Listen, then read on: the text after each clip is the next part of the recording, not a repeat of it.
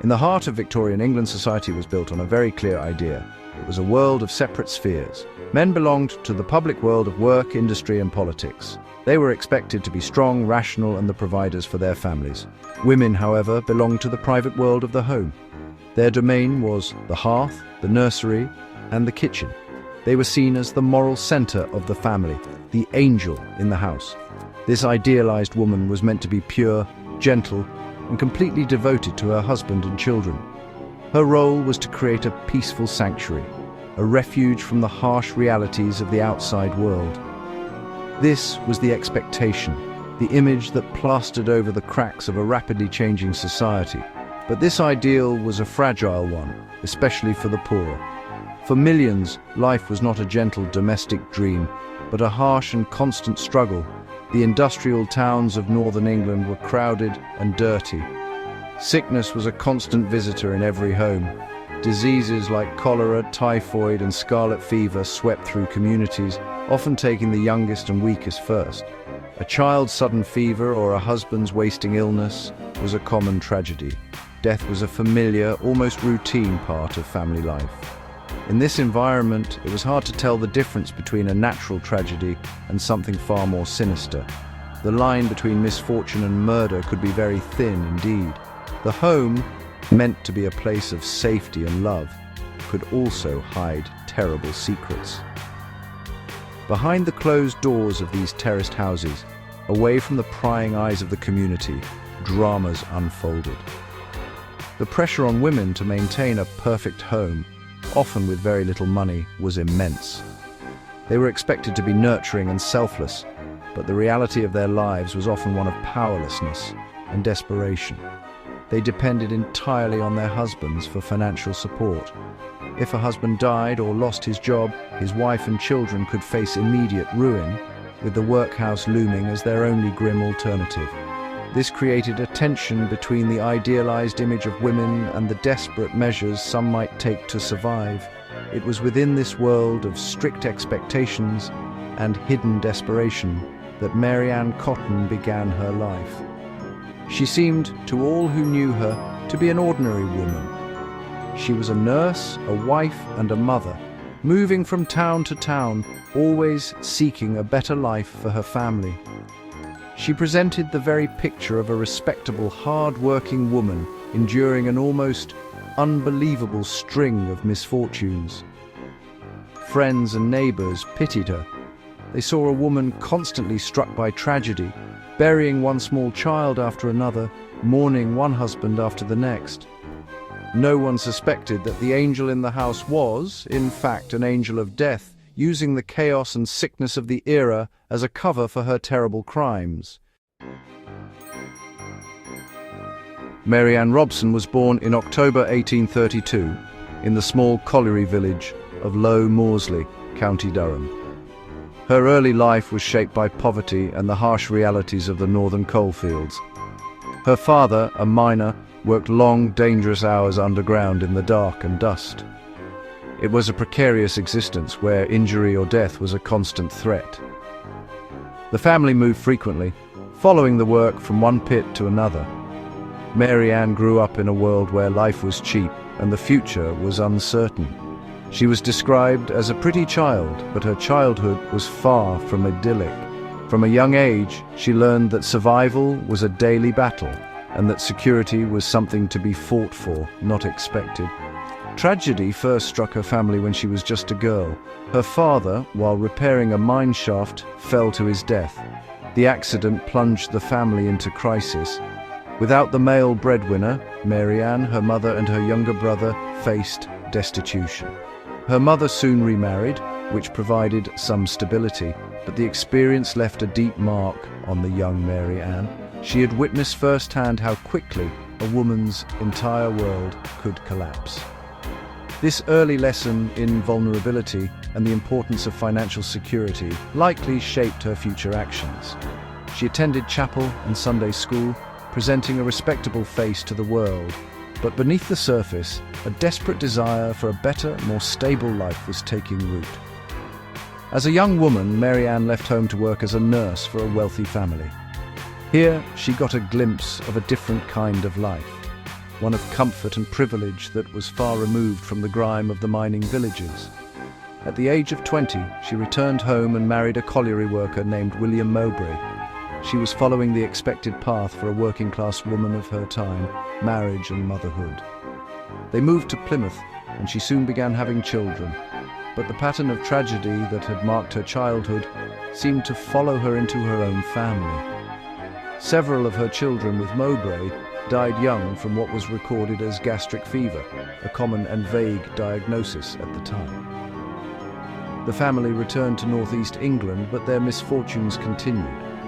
William Mowbray himself grew ill with a sudden intestinal disorder and died in January 1865. His death, like those of his children, was attributed to natural causes. Life was hard, and men in dangerous professions often had their health fail them.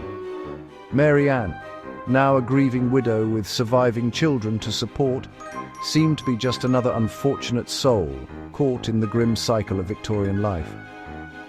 No one had any reason to look closer. No one suspected that these family tragedies were not acts of fate, but carefully planned acts of murder. Mary Ann was just beginning to perfect her terrible craft. The weapon Mary Ann Cotton chose for her crimes was arsenic. It was a terrifyingly perfect tool for murder in the 19th century. Arsenic is a chemical element, a brittle, greyish metal. But the form used for poison was its white oxide, a fine powder that looked like flour or sugar. It was cheap, easy to buy, and available almost everywhere. It was sold in chemists' shops, by grocers, and even by general storekeepers. The substance was a common household product, used for a wide variety of purposes. People used it to kill rats and other pests that infested their homes. It was an ingredient in sheep dip for farmers and in flypapers that hung in kitchens. It was even used in some cosmetics and medicines. Because it was so common, buying arsenic raised no suspicion. A woman like Mary Ann running a household could easily purchase it under the pretext of needing to control vermin. She could walk into a shop, ask for arsenic, and walk out with a lethal poison without anyone batting an eye. The regulations for selling poisons were incredibly lax in the mid-19th century. Although some chemists might record a sale, many did not. The poison was often sold in simple paper packets with no warning labels. It could be stored discreetly in a kitchen cupboard, hidden in plain sight amongst the sugar, salt, and flour. Its accessibility made it the poisoner's weapon of choice. What made arsenic particularly insidious was how it mimicked the symptoms of common diseases. When ingested, it caused severe abdominal pain, cramping, vomiting, and diarrhea. These were the exact same symptoms of dysentery, cholera, or gastric fever, the catch-all term for any violent stomach illness. In an era before modern medical science, doctors could easily mistake arsenic poisoning for a natural, albeit severe, bout of sickness. They were used to seeing entire families wasted by disease. A doctor attending a patient with these symptoms would likely diagnose a common ailment, prescribe some useless remedy, and, when the patient died, sign the death certificate without a second thought. The poison could be administered easily. A small, tasteless amount mixed into a cup of tea, a bowl of porridge, or a spoonful of medicine. The victim would fall ill, and the poisoner could play the role of the caring nurse, tending to their loved one while secretly administering further doses. This created a horrifyingly intimate form of murder. The killer was not a stranger lurking in the dark, but a trusted figure at the bedside. For a woman like Mary Ann confined to the domestic sphere, arsenic gave her a secret and terrible power. It allowed her to remove inconvenient people from her life, quietly and efficiently, while appearing to be nothing more than a devoted, if terribly unlucky, caregiver. Alongside the availability of poison, another new feature of Victorian society provided Mary Ann Cotton with emotive life insurance. The 19th century saw the birth of the modern insurance industry. Burial clubs and friendly societies sprang up across Britain, especially in working-class communities. These were early forms of social security. A family would pay a small weekly premium, perhaps a penny or two, into the club. In return, if a member of the family died, the society would provide a lump sum payment. This money was intended to cover the cost of a respectable funeral, which was incredibly important to the Victorians. A pauper's burial was a source of great shame and fear. These insurance policies, however, were not just for funerals. The payout, which might be a few pounds, could also provide a surviving spouse with a small financial cushion. For a woman left widowed with children, this sum could be the difference between keeping her home and being sent to the workhouse. It offered a flicker of security in a deeply insecure world. The insurance agents who went door to door collecting the weekly pennies became familiar figures in every neighborhood. They made it easy for anyone, even the very poor, to take out a policy on the life of a husband, a wife, or even a child. The system was designed to help people manage the financial devastation of death. But this new system also created a dark and unforeseen temptation. It put a price on human life. Suddenly, a person's death could mean a financial gain for someone else. While the vast majority of people used insurance for its intended purpose, a small and ruthless minority saw it as an opportunity.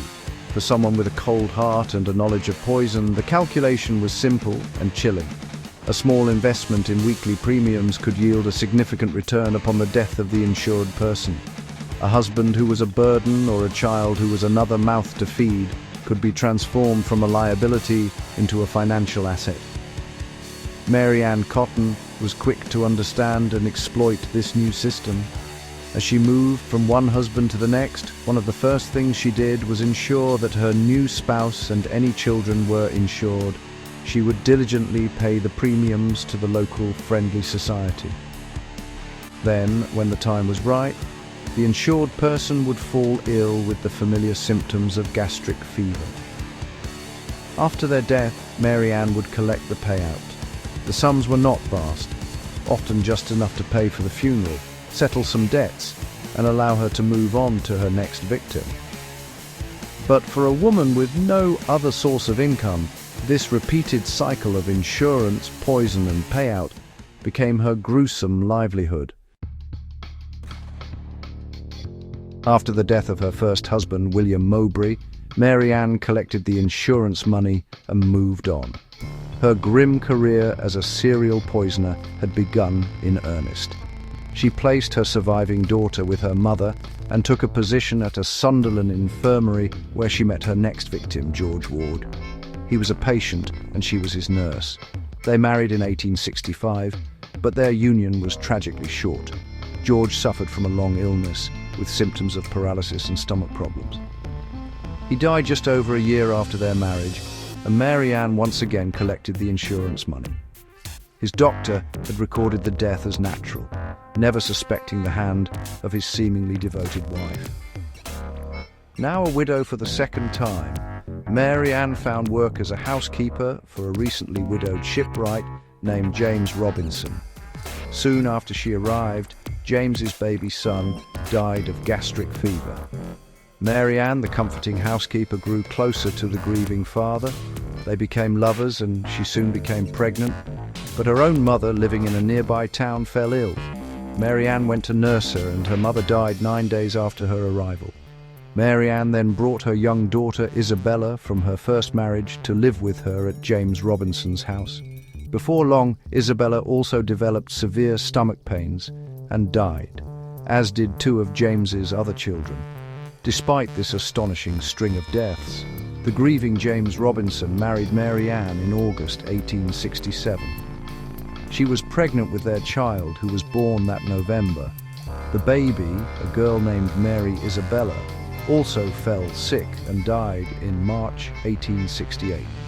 By this point, Mary Ann had been at the center of an incredible number of deaths, yet she continued to play the part of the grieving mother and wife.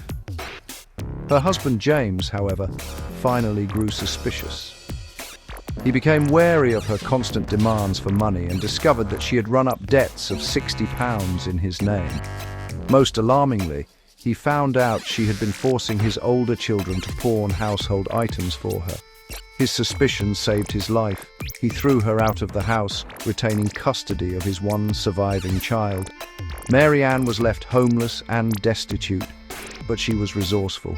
Through a friend, she soon learned of another lonely widower, Frederick Cotton. He had lost his wife, leaving him with 2 young sons. Mary Ann saw another opportunity. She moved in as his housekeeper, and within months, his sister, his infant son, and a friend who was lodging with them were all dead. In September 1870, with the way cleared, she married Frederick Cotton, her 4th husband, despite still being legally married to James Robinson. The cycle was about to begin again.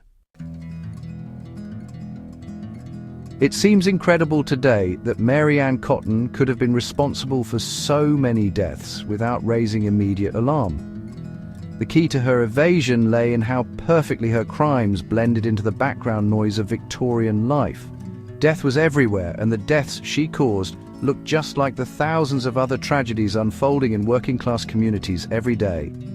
When a child died of gastric fever, it was a sad but unremarkable event. When a husband with a physically demanding job succumbed to an internal ailment, it was seen as an unfortunate consequence of a hard life.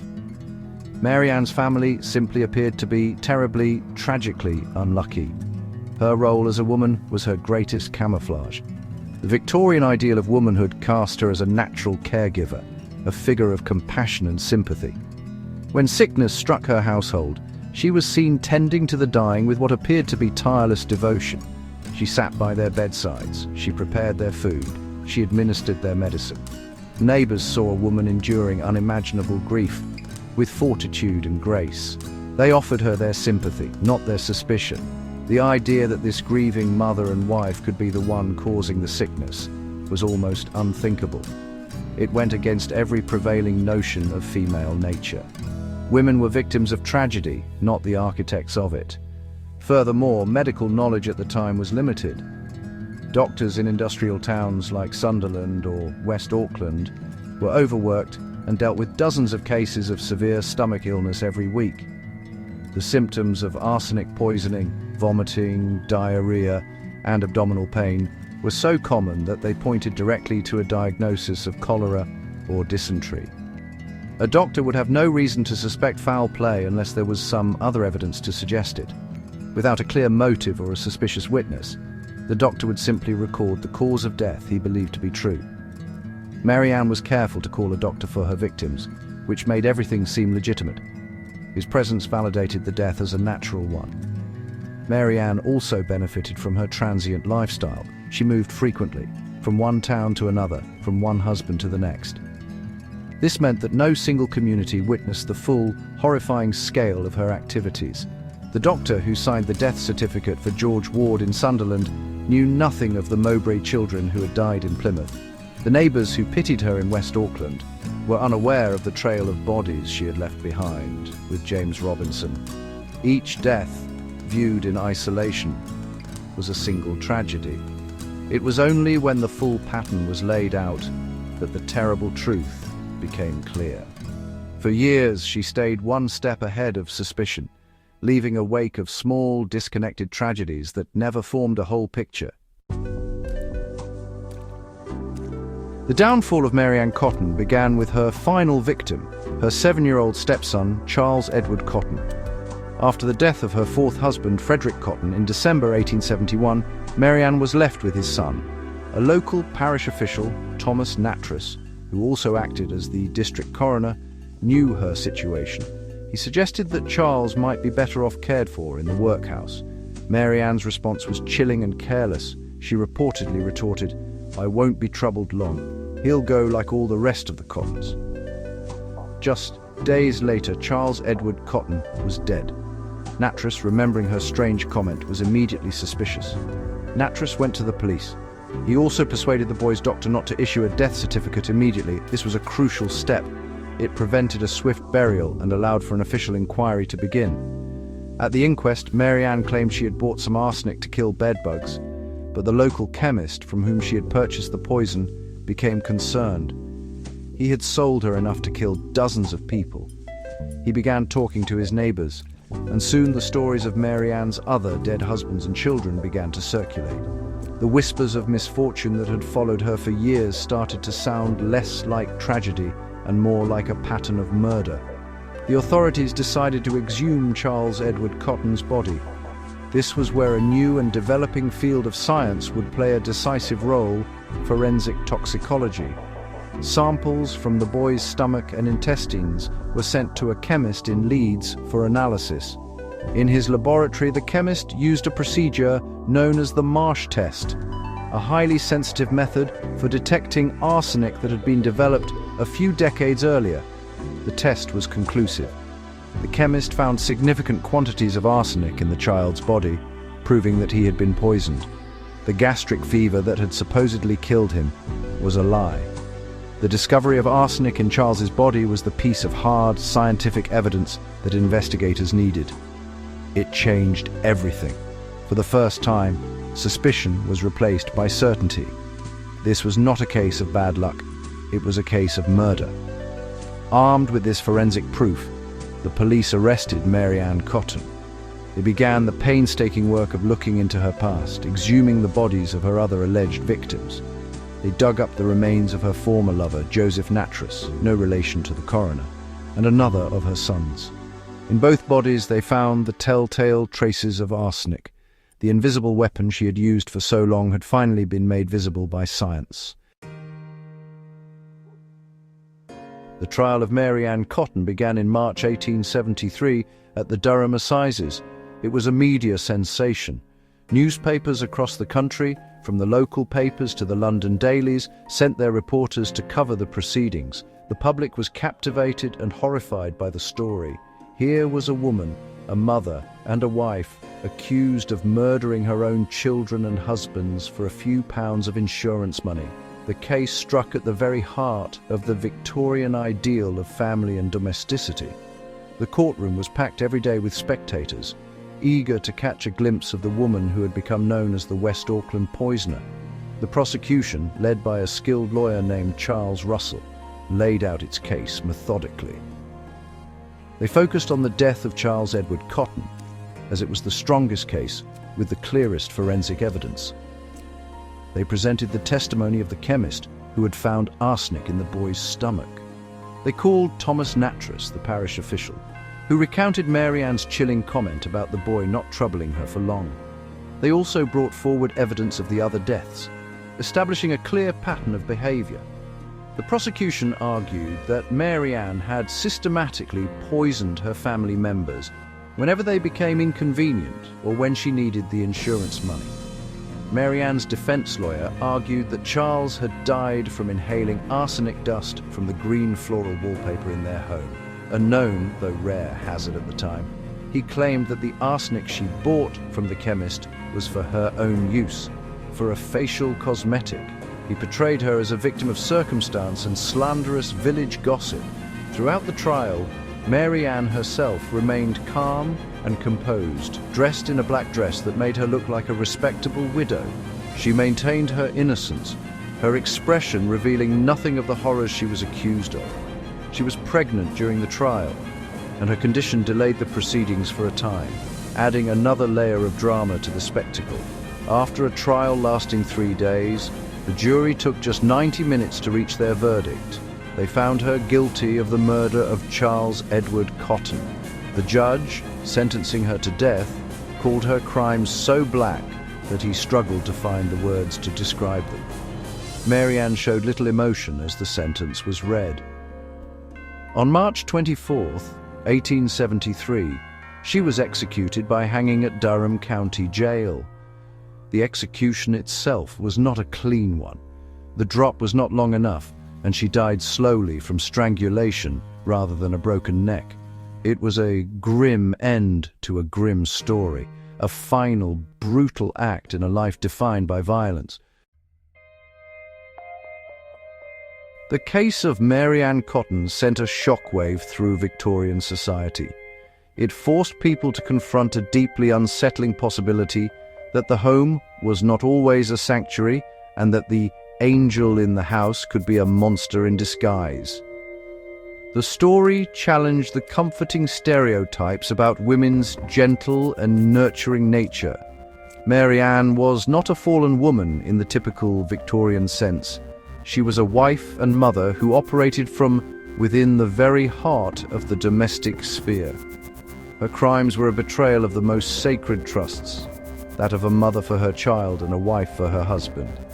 This made her, in the public eye, even more monstrous than a male killer. Her story raises profound questions about the society that created her. Was Mary Ann Cotton simply an evil individual, a demon in human shape, as the newspapers called her? Or was she also a product of her environment? She grew up in poverty, with limited education and even more limited opportunities. For a working-class woman in the 19th century, marriage was the only path to financial security. When that security was threatened, she had few options. The strict gender roles that confined her to the home also made her powerless. In a tragic and twisted way, the poison bottle and the insurance policy became her tools for gaining control over her own life, for seizing a form of power in a world that gave her none. This is not to excuse her horrific crimes, but to understand the context in which they occurred. Her case highlights the immense pressures placed on women by Victorian society and the desperate measures that poverty and powerlessness could inspire. It reveals the dark side of the separate spheres ideology, showing how the private, unobserved world of the home could become a space for hidden violence. The very privacy that was supposed to protect the family also allowed Mary Ann's crimes to go undetected for so long. People saw what they expected to see, a grieving woman, not a calculating killer. Their own beliefs about gender acted as a shield for her activities. Ultimately, the story of Mary Ann Cotton serves as a chilling cautionary tale. It asks us to look beyond comforting stereotypes and question our assumptions about where danger lies. It shows how social and economic pressures can shape human behavior in the most terrible ways. What does it mean when the roles we assign to people, mother, caregiver, wife, are used as a cover for the darkest of deeds? The legacy of Mary Ann Cotton is not just the story of a single, prolific poisoner. It is a story about poverty, gender, and the hidden dangers that can lurk beneath the surface of a seemingly respectable society.